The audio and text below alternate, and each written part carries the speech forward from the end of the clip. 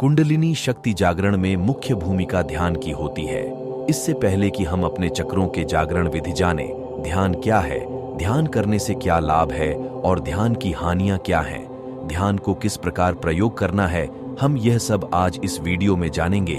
Video को अंत तक देखें। आध्यात्म की यात्रा में ध्यान का सबसे अहम किरदार होता है।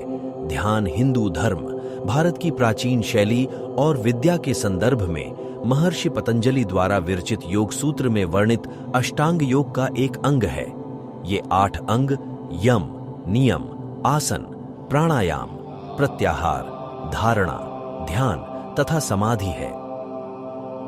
ध्यान का अर्थ किसी भी एक विषय की धारण करके उसमें मन को एकाग्र करना होता है।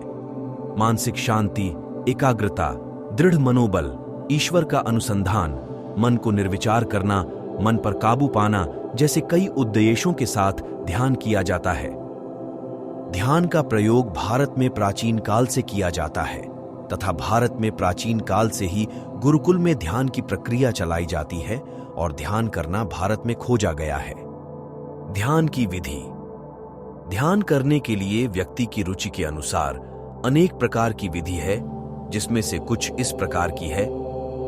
मुख्य विधि ध्यान करने के लिए स्वच्छ जगह पर स्वच्छ आसन पे बैठकर साधक अपनी आंखें बंद करके अपने मन को दूसरे सभी संकल्प विकल्पों से हटाकर शांत कर देता है और ईश्वर, गुरु, मूर्ति, आत्मा, निराकार पर ब्रह्म या किसी की भी धारणा करके उसमें अपने मन को स्थिर करके उसमें ही लीन हो जाता है।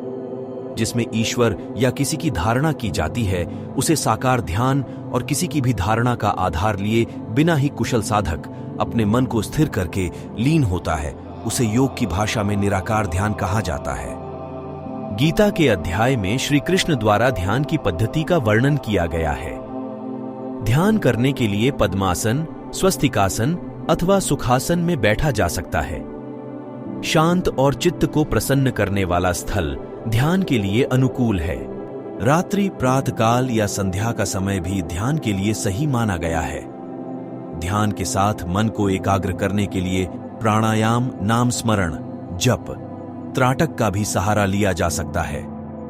ध्यान में हृदय पर ध्यान केंद्रित करना, ललाट के बीच अग्रभाग में ध्यान केंद्रित करना, श्वास उच्छ्वास की क्रिया पे ध्यान केंद्रित करना, इष्ट देव या गुरु की धारणा करके उसमें ध्यान केंद्रित करना, मन को निर्विचार करना, आत्मा पे ध्यान केंद्रित करना जैसी कई पद्धतियां हैं। ध्यान के साथ प्रार्थना भी कर सकते हैं। साधक अपने गुरु के मार्गदर्शन और अपनी रुचि के अनुसार कोई भी पद्धति अपनाकर ध्यान कर सकता है। ध्यान का अभ्यास आगे बढ़ने के साथ मन शांत हो जाता है, जिसको योग की भाषा में चित्त शुद्धि कहा जाता है। ध्यान में साधक अपने शरीर, वातावरण को भी भूल जाता है और समय का भान भी नहीं रहता। उसके बाद समाधि दशा की प्राप्ति होती है। योग ग्रंथों के अनुसार ध्यान से कुंडलिनी शक्ति को जागृत किया जा सकता है। आशा करते हैं आपको ध्यान से जुड़ी जरूरी बातें समझ आ चुकी होंगी।